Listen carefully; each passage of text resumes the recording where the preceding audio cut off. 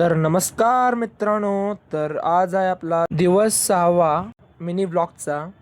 तर मित्रांनो, आज आम्ही निघालोय कॉलेजच्या प्रवासला. एकदम सिरियस विद्यार्थी आहोत आम्ही. तर बस स्टँडला पोचलोय. पण खरं सांगू तर कॉलेजला पोचण्यापेक्षा रस्ते नापण्यातच आमचा जास्त वेळ जातोय.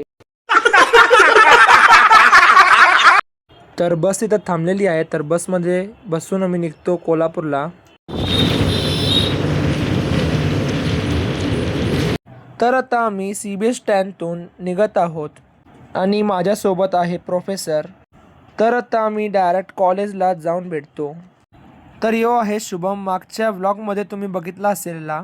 आणि रस्त्यावर आम्हाला हे दोघे पण भेटले. तर आता कॉलेजला पोचलो.